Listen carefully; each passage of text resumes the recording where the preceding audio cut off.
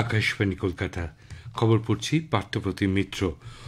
প্রধানমন্ত্রী নরেন্দ্র মোদী ব্রিটেন ও মালদ্বীপ সফর আগামীকাল থেকে শুরু হচ্ছে। সফরের প্রথম পর্যায়ে দুদিনের রাষ্ট্রীয় সফরে আগামীকাল ব্রিটেন যাবেন প্রধানমন্ত্রী।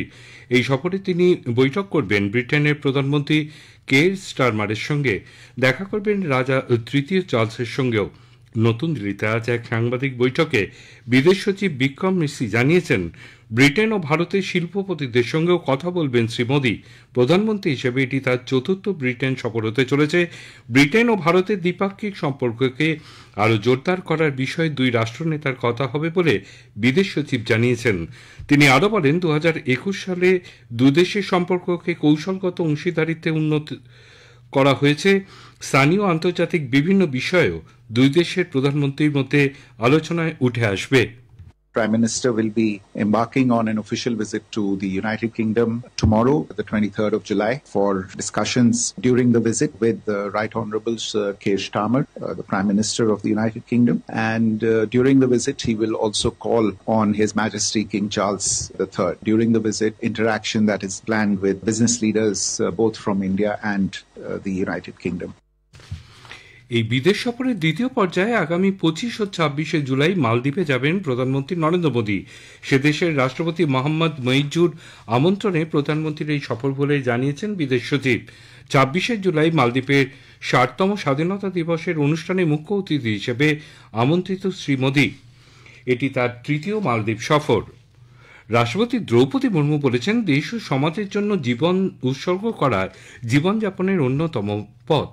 আজ নতুন দিল্লির রাষ্ট্রপতি ভবনে 2018-2021 সালের 52তম স্কাউট অ্যান্ড গাইড পুরস্কার প্রদান অনুষ্ঠানে ভাষণ দেন তিনি। আজকের অনুষ্ঠানে সামাজিক পরিষেবা নেতৃত্ব দান মূল্যবান অবদানের জন্য তিনি 16 জন স্কাউট ও গাইডের হাতে পুরস্কার তুলে দেন। রাষ্ট্রপতি বলেন, ভারত স্কাউট অ্যান্ড গাইডের মতন সংগঠন দেশের যুব সমাজের কাছে স্বেচ্ছাসেবা, দেশপ্রেম ও মূল্যবোধ গড়ে তুলতে বিশেষ ভূমিকা নিয়েছে। বিভিন্ন ইস্যুতে বিরোধী সদস্যদের বিক্ষোভ এবং স্লোগানের জেরে সংসদের উভয় কক্ষের অধিবেশন আজ সারাদিনের মতন মুলতবি হয়ে যায়। সকাল 11টায় লোকসভার অধিবেশন বসার পর অধ্যক্ষ ওম বিড়লা প্রশ্নকাল শুরু করতে চান, কিন্তু বিরোধী সদস্যরা অপারেশন সিন্দুর এবং বিহারের ভোটার তালিকায় নিবিড় সংশোধন বিষয়ে আলোচনার দাবি করে স্লোগান দিতে থাকেন। অধ্যক্ষ বিরোধীদের কাছে প্রশ্নকালের কাজ চলতে দেওয়ার আবেদন জানায়, কিন্তু তারা হট্টগোলে চালাতে থাকলে অধ্যক্ষ প্রথমে দুপুর 12টা পর্যন্ত অধিবেশন মুলতবি করে দেন। পরে অধিবেশন শুরু হলে পরিস্থিতি অপরিবর্তিত থাকে।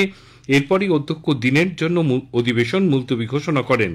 এদিকে বিরোধী সদস্যদের হই হট্টগোলের জেরে রাজ্যসভার অধিবেশনও সারাদিনের জন্য মুলতবি হয়ে যায়। বিধানসভা নির্বাচনের আগে গ্রামাঞ্চল সহ প্রান্তিক এলাকায় সরকারি প্রকল্প ও পরিষেবা নিয়ে মানুষের অভাব অভিযোগ শুনতে রাজ্য সরকার নতুন প্রকল্প হাতে নিচ্ছে। নবান্ন থেকে আজ মুখ্যমন্ত্রী মমতা ব্যানার্জি আমাদের পাড়া আমাদের সমাধান নামে এই কর্মসূচির কথা ঘোষণা করেন। আগামী 2রা আগস্ট থেকে 2 মাসের এই উদ্যোগ চালু হবে বলে তিনি জানান।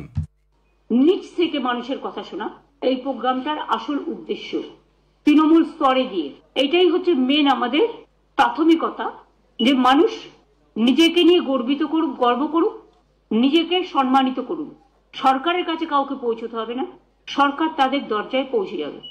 এটা আমাদের পাড়া আমাদের সমাধান। 3টে করে বুথ নিয়ে একদিন করেই ক্যাম্প হবে।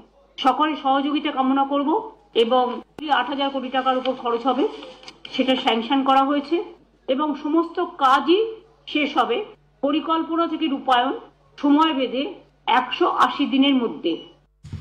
পর্যটনের তথ্যভিত্তিক পরিকাঠামো গড়ে তুলতে পর্যটন দপ্তর একটি পূর্ণাঙ্গ মোবাইল অ্যাপ তৈরির পরিকল্পনা নিয়েছে।